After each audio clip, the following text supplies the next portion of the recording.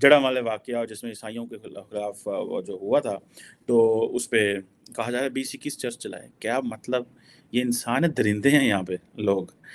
कोई मैनर्स नहीं है। वो मैप कि जिसमें उन्होंने अफ़गानिस्तान को दिखाया है, लेकिन अफ़गानिस्तान के नक्शे में पाकिस्तान के तकरीबन तमाम इलाके शामिल कर लिए हैं। कि सलमान मोमिका इस बंदे ने कल फिर से कुरान शरीफ की तौहीन की, उसके साथ फुटबॉल खेला, और चूंकि अब ये बड़ा मशहूर हो गया है, इसके रिजल्ट में इसको अब प्रॉपर सिक्योरिटी दी जा रही है। पब्लिकली यूएई ने इनको जलील करा है, और यूएई ने पब्लिकली जलील करते हुए ये बोला है कि अपनी औकात में रहो, तुम लोग ऐसे जानवरों जैसा व्यवहार मत करा करो।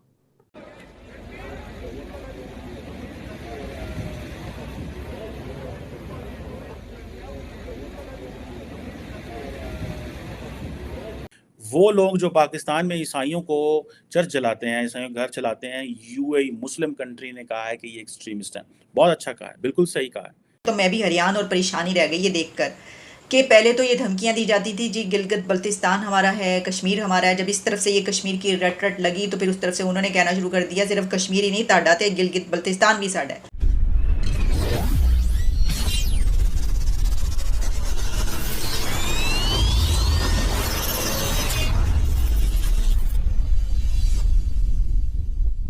हेलो दोस्तों, welcome to my YouTube channel Apna Hindustan.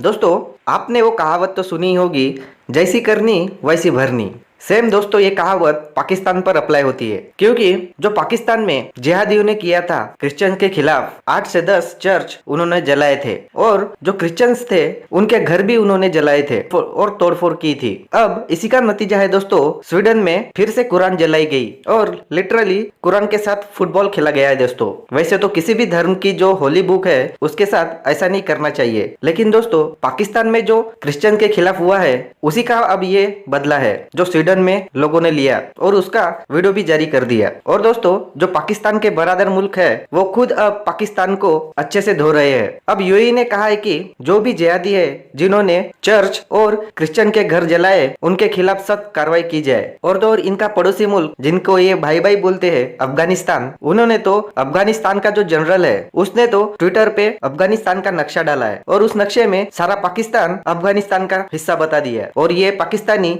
कुछ कह भी नहीं सकते उन्हें। तो चलिए दोस्तों, मिलते हैं नेक्स्ट वीडियो में। जय हिंद। इस वक्त जो खबर मैं आप तक पहुंचा रही हूं उस खबर पर सबसे पहला मेरा सवाल है, और सवाल ये है कि क्या कोई देख रहा है, क्या कोई इसको देखने वाला है। खबर यह है कि अफ़गानिस्तान के जनरल मुबीन की जानिब से उनके ट्विटर प्रोफाइल पर, एक्स प्रोफाइल पर उनकी प्रोफाइल पिक्चर 19 अगस्त को अपलोड की गई और शेयर करवाई गई, और वो है अफ़गानिस्तान का मैप, अफ़गानिस्तान का नक्शा। अगर जनरल मुबीन अपने ट्विटर प्रोफाइल पिक्चर पर अफ़गानिस्तान का नक्शा शेयर करवाएं तो किसी को कोई मसला नहीं होना चाहिए, लेकिन मसला उस वक्त बनता है कि जब उनका वो मैप कि जिसमें उन्होंने अफ़गानिस्तान को दिखाया है, लेकिन अफ़गानिस्तान के नक्शे में पाकिस्तान के तकरीबन तमाम इलाके शामिल कर लिए हैं। अब अगर मैं आपको ये बताऊंगी कि इस नक्शे में उन्होंने कौन कौन सा इलाका शामिल किया है तो आप हैरान और परेशान रह जाएंगे। पहले तो मैं भी हैरान और परेशानी रह गई ये देखकर कि पहले तो ये धमकियां दी जाती थी, जी गिलगित बल्तिस्तान हमारा है, कश्मीर हमारा है। जब इस तरफ से ये कश्मीर की रट रट लगी तो फिर उस तरफ से उन्होंने कहना शुरू कर दिया सिर्फ कश्मीर ही नहीं ताड़ा थे, गिलगित बल्तिस्तान भी साड़ा है। अच्छा, फिर कोयटा, बलोचिस्तान और गवादर ये सब की तो बात होती है, लेकिन जो उन्होंने अपना मैप लगाया है उसके अंदर गवादर, बलोचिस्तान, कोयटा, लोरालाई, खैबर पख्तूनख्वा, केपीके और डेरा गाजी खान तक यानी पंजाब के इलाके भी शामिल कर लिए। यानी कि जो पाकिस्तान का वो नक्शा रह गया उसमें इस्लामाबाद ही नज़र आ रहा है, पाकिस्तान में इस्लामाबाद नज़र आ रहा है। तो इस्लामाबाद जिनका है, पिंडी इस्लामाबाद, वो रहेगा उनके पास, तो बाकी वो कह रहे हैं वो साड़ाएगा। तो जनरल मुबीन ने ये जो नक्शा शेयर करवाया, इस सिर्फ नक्शे की हद तक बात नहीं है, क्योंकि उसके साथ जो उन्होंने लिखा है वो बड़ा ख़तरनाक है या वो बड़ा अहम है। उसके साथ उन्होंने लिखा क्या है, उन्होंने अपनी लैंग्वेज में ही लिखा है, लेकिन जब आप उसको ट्रांसलेट करते हैं तो आपको पता ही चलता है कि वो ये कह रहे हैं कि ये जो ज़मीनें हैं ये उनके आबा व अजदाद, उनके पुरखों की ज़मीन हैं, उनकी अचीवमेंट्स हैं, उनकी फतूहात हैं, यानी कि वो गज़नी से लेकर अब्दाली तक और जितने उनके हीरोज़ अभी तक आए हैं जिनको अपना हीरो कह रहे हैं, उन्होंने जितनी भी फतूहात की हैं और जितनी भी ज़मीनें उन्होंने फ़तह की हैं वो सब की सब उनकी हैं। और उनका कहना ये है कि अब हम इसको प्रोटेक्ट करेंगे। बाकायदा उन्होंने ये बात की, अचीवमेंट्स का है उसको, कहा प्रोटेक्ट करेंगे हम इसको। और फिर उन्होंने कहा कि एक भी जो इंसान है, एक भी जो आदमी है, उसका जो खून है, उसका वो 100 जो है वो शहीद और इस तरह की चीज़ें उन्होंने उसके अंदर लिखी हैं। और साथ ही उन्होंने कहा कि इसको जो है वो आने वाले दिनों में भी हम ये हमारे हैं और हम इन इलाकों को इनकी हिफाजत करेंगे। ये सरासर सीधा सीधा एक धमकी है या उन्होंने अपने अज़ाइम का इजहार किया। उनके अज़ाइम क्या हैं देखिए, इसके अंदर आप देख सकते हैं। उन्होंने कहा ये इलाके हमारे हैं और हम ये लेकर रहेंगे, हम ये दिखाएंगे। ये मतलब हुआ ना इसका। अगर इसका ये मतलब नहीं है तो मेरा ख्याल ये है कि किसी को पाकिस्तान से उन्हें फ़ोन करके या उनसे बात करके पूछना चाहिए की कर रहे हो तुसी, की कर रहे हो, मतलब इसका क्या मतलब है। दोस्तों एक बड़ी रेयर मूव हुई है जिसमें यूनाइटेड अरब एमिरेट्स ने पाकिस्तान के अंदर जो चर्च जलाए गए और जो घर ईसाइयों के जलाए गए उन पे क्रिटिसिज्म किया और कहा है कि वो इंतहा पसंद पाकिस्तानी जिन्होंने ईसाइयों के चर्च और घर जलाए उनके खिलाफ एक्शन लें। ये बहुत रेयर मूव है। और आपको पता है पाकिस्तान की जो सेक्रेटरी जो स्पोक्स पर्सन है, उन्होंने इसका जवाब ही नहीं दिया कि यूएई ने ये कहा है।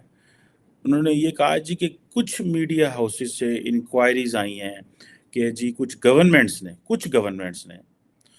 मीडिया हाउसेस ने ये सवाल किए हैं कि कुछ गवर्नमेंट्स ने जड़ामाले वाक़या जिसमें ईसाइयों के खिलाफ वो जो हुआ था, तो उस पे कहा जा रहा है 20-21 चर्च चलाए। क्या मतलब ये इंसान है, दरिंदे हैं यहाँ पे लोग कोई मैनर्स नहीं है।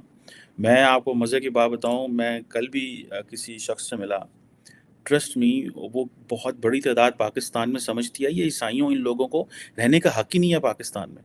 वो कहते हैं ठीक जलाए हैं, कई लोग ऐसे स्टिल कह रहे हैं और मैं खामोश हो गया ये सुन के। और मैंने कहा ये ना हो कि ये उल्टा हमें कोई हार्म कर दें। ज़ाहिर बात है, मतलब लोगों के बड़े बिलीफ हैं भाई, लोग इधर गवर्नरों को मार देते हैं, लोग तो पता नहीं क्या-क्या कर देते हैं।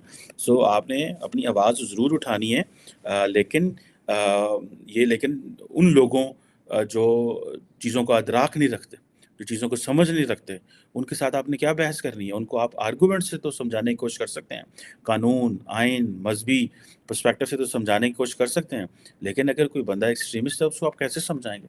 खैर मूविंग फॉरवर्ड, आपको याद होगा नूपुर शर्मा का वाक़या, जब उन्होंने स्टेटमेंट दी एंड देन पूरी मुस्लिम दुनिया में भारत की वो जो बीजेपी की थी स्पोक्सपर्सन भी थी, अहदेदार भी थी, उनके खिलाफ जो है वो एक्शन लिया गया।